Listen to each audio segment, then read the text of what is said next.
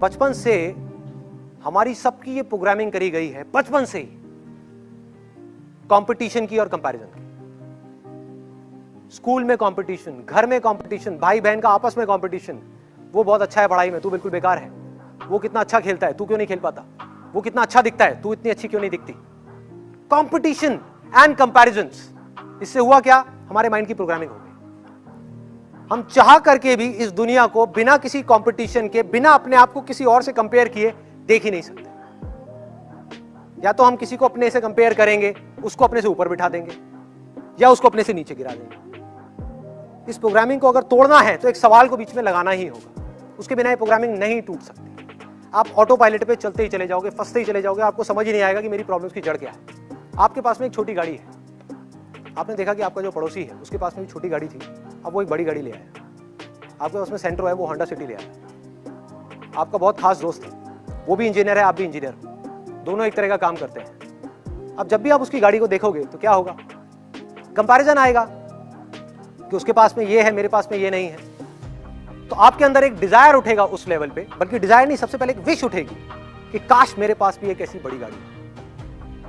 अब ये विश धीरे धीरे जैसे जैसे आप उसकी गाड़ी को देखते चले जाओगे, उसके बारे में सोचते चले जाओगे, ये डिजायर बन जाएगी। अब देखो ये डिजायर किस तरीके से फंसाएगा आपको, कि आपने उसके वो गाड़ी देखी और आपके अंदर डिजायर उठा कि मुझे ये गाड़ी चाहिए, बड़ी गाड़ी चाहिए, और आपका दिमाग चलना शुरू हो गया। माइंड में इमेजिनेशंस आनी शुरू हो गई कि मुझे चाहिए चाहिए चाहिए चाहिए चाहिए। आपने रास्ते निकालने शुरू कर दिए। इन डिजायर्स के अकॉर्डिंग माइंड ऑटोमेटिकली रास्ता निकालता है कि अब ये कैसे मिल सकती है, जल्दी से जल्दी ये कैसे मिल सकती है। उस वक्त हमको और कुछ दिखाई नहीं दे रहा होता, कुछ और चीजें समझ नहीं आ रही होती। और हुआ क्या कि आप गए और कुछ महीने बाद जा करके एक गाड़ी खरीद करके ले आए, फाइनेंस करा ली। आपकी इतनी कैपेसिटी नहीं है उस गाड़ी को अफोर्ड करने की, लेकिन डिजायर बहुत स्ट्रांग था, तो उसने वो करवा दिया काम आपसे। अब जैसे ही आपने फाइनेंस कराई, आपकी जो सेविंग्स थी वो भी उसमें लग गई, प्लस मंथली इंस्टॉलमेंट्स बन गई। आपकी सैलरी का एक बहुत बड़ा हिस्सा 20% या 30% उस इंस्टॉलमेंट में जाने लग गया। सोचो, अगर आपके बॉस को इसके बारे में पता लग गया तो वो क्या कर सकता है। उसको ये समझ आ जाए कि आपके अंदर इस गाड़ी को खोने का डर है कि अगर किसी वजह से मेरी ये गाड़ी मेरे हाथ से चली गई तो मैं क्या करूंगा, इस सोसाइटी में जाकर के कैसे अपनी शक्ल दिखाऊंगा लोगों को। छोटी गाड़ी में आ गया वापस से बड़ी गाड़ी से, तो उस गाड़ी से आपको इतनी अटैचमेंट हो गई, उस पर किसी ने स्क्रैच मारा तो लड़ाई झगड़ा, कुछ भी हुआ तो प्रॉब्लम। हम चिपकते ही चले जा रहे हैं उस गाड़ी से, और उस चिपकने की वजह से क्या हुआ, उस डिजायर की वजह से क्या हुआ, अब आप पूरे के पूरे ट्रैप में फंसते चले जाओ। ये मैंने एक गाड़ी का एग्जांपल लिया है, ऐसे और बहुत सारे एग्जांपल्स हैं। और हुआ क्या कि जैसे उस बॉस को ये समझ आया कि अब आप इस नौकरी को छोड़ना अफोर्ड नहीं कर सकते, अगर आपने छोड़ी तो आपकी इंस्टॉलमेंट्स इतनी ज्यादा है इस गाड़ी की, क्या प्रॉब्लम में आ जाओगे। तो अब वो बॉस क्या बोलेगा आपको कि आपको डेली 2 से 3 घंटा ओवर टाइम करना है। क्या आप मना कर पाओगे? यस और नो? नहीं कर सकते। आप फंस गए हो और आप इस चीज को समझ ही नहीं पाओगे आप फंसे किसकी वजह से हो। आपके अंदर एक डर पनपेगा कि अगर मैंने जॉब छोड़ दी और 3-4 महीने तक मुझे कहीं और जॉब नहीं मिली तो मेरा क्या होगा, ईएमआई कहां से दूंगा, मेरे घर के खर्चे कहां से निकलेंगे, ये कैसे होगा, वो कैसे होगा। फंसते चले गए। आपके अपने डिजायर ने बॉस के थ्रू आपको फंसा दिया। और उसके बाद में जैसे जैसे आप आगे बढ़ते चले जाओगे, वहां पर जितना आपका टॉर्चर होगा, वो टॉर्चर आकर के आप कहां निकालोगे, अपने घर पे, अपनी फैमिली पर गुस्सा करोगे। तुम्हें पता नहीं है मेरे पे कितना प्रेशर है, मेरे पे कितना स्ट्रेस है। इस स्ट्रेस को क्रिएट किसने किया? जहां आपके डिजायर्स की वजह से आपने अपनी चादर से ज्यादा पैर फैलाए, प्रॉब्लम शुरू।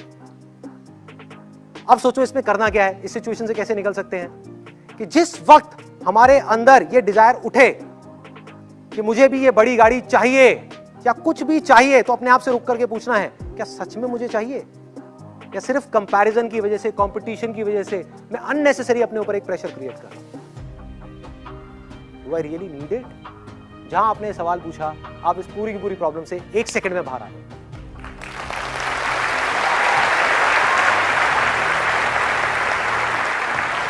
आपकी इंटेलिजेंस बीच में आ गई, वो आपको बचा सकती है। डिजायर को उठने से पहले ही आपने खत्म कर दिया। आपने कहा मुझे गाड़ी नहीं चाहिए, मुझे आजादी चाहिए, आई नीड फ्रीडम। कि अगर मुझे उस जॉब में मजा नहीं आ रहा और मुझे लात मारनी पड़े उस जॉब को, तो मैं 1 सेकंड भी ना लगाऊं, लात मार दूं। मुझे एक स्ट्रेस फ्री लाइफ चाहिए, मुझे एक टेंशन फ्री लाइफ चाहिए, इन सब में कोई ट्रैप नहीं है। जहां हम चीजों से जाकर के जुड़ गए वहां पे ट्रैप ही ट्रैप है, सारी की सारी प्रॉब्लम्स है। करना क्या है उस सिचुएशन में? उस गाड़ी को छोड़ना है। क्या प्रॉब्लम है? गलती कर दी, गाड़ी ले ली बड़ी, बेच दो, छोटी गाड़ी ले लो, सारी प्रॉब्लम सॉल्व। लेकिन हमारा दिमाग कभी इस डायरेक्शन में जाएगा ही नहीं। सारा का सारा जो खेल है वो मन का है। मन है प्रॉब्लम। लोग कर क्या रहे हैं? अपने मन की सुन रहे हैं, मन से प्यार कर रहे हैं, भगवान से डर रहे हैं। करना क्या है? इसका उल्टा, भगवान से प्यार करना है और मन से डरना है।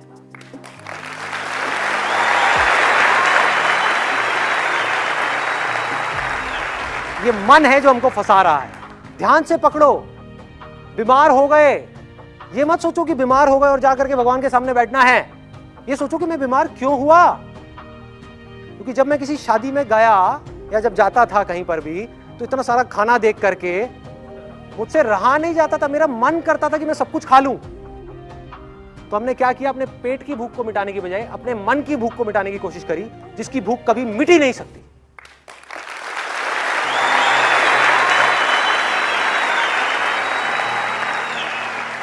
खाते रहे खाते रहे खाते रहे, जा करके हॉस्पिटल में पहुंच गए। अब भगवान को बोल रहे हैं, भगवान तूने ये क्या कर दिया? अरे वो भी हंसता होगा, वो कहता होगा भाई कर क्या रहा है तू? देख तो सही तेरा मन तुझसे क्या करवा रहा है। इस मन को वश में करना है। मन क्या है? डिजायर्स और अटैचमेंट्स, दैट्स इट।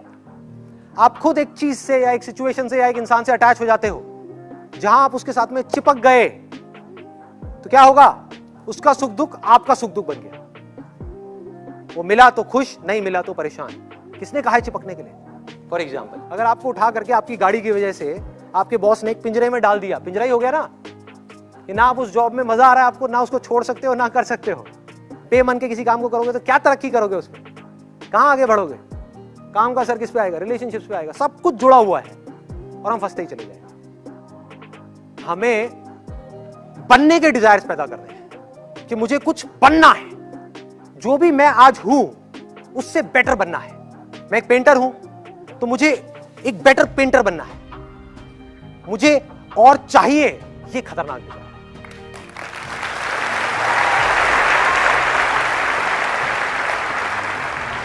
मेरा सिंपल सा मोटिव ये है कि आप एटलीस्ट कुछ क्वेश्चंस पूछो। साइंस क्या है? It's all about questioning. अगर एक सवाल नहीं होता तो आज साइंस नहीं होती। एक आदमी आराम से पेड़ के नीचे बैठा हुआ था, उसके पास में एक एप्पल गिरा। सर पे गिरा था या पास में गिरा था? सर पे गिरा था। जहां भी गिरा था, सर पे गिरा, पास में गिरा, एप्पल गिरा। उसने देख करके पूछा कि एप्पल नीचे क्यों आता है, ऊपर क्यों नहीं जाता? Law of gravity was born in that particular moment. Question क्या है? एक डिजायर है। एक डिजायर है कुछ जानने का। जो आपने पूछा ना, किस तरह के डिजायर सही है, किस तरह के नहीं है। Questioning is also a desire which will lead you down to intelligence, जो आपकी इंटेलिजेंस को बढ़ा देगा। और एक डिजायर है चीजों का, जो आपकी इंटेलिजेंस को कम कर देगा। एक क्वेश्चन पूछो कि हम ये कर क्यों रहे हैं? कि मैं अपने पड़ोसी की गाड़ी को देख करके ये क्यों चाह रहा हूं कि मुझे भी वो गाड़ी चाहिए? ये मेरा अपना डिजायर है या बचपन से मेरी ऐसी कंडीशनिंग हुई पड़ी है? बचपन से मेरी ऐसी प्रोग्रामिंग हो गई है, competition competition competition, comparison comparison. क्या उस गाड़ी में बैठने के बाद में बहुत मजा आने वाला है? क्या वही जिंदगी है या जिंदगी कुछ और है? पिंजरा जैसा मर्जी हो, सोने का भी हो, है तो पिंजरा ही ना भाई। किसी भी चीज का डिजायर एक सोने के पिंजरे के जैसा है जो हमको कैद कर देता है। क्वेश्चन पूछने का डिजायर बढ़िया है, आपकी इंटेलिजेंस को बढ़ाएगा। किसी भी काम में आपको एक्स्ट्रा ऑर्डिनरी होने के लिए आपको क्वेश्चंस पूछने ही पड़ेंगे। बिजनेस में आपको डेली 1000 बार सवाल पूछने पड़ेंगे कि मेरे कस्टमर्स को क्या चाहिए, क्या चाहिए, क्या चाहिए। उनकी रिक्वायरमेंट को समझना है, अपने आप को बेटर बनाना है। जिसकी सवाल पूछने की आदत है वो किसी भी फील्ड में चला जाए वो कामयाब हो जाए।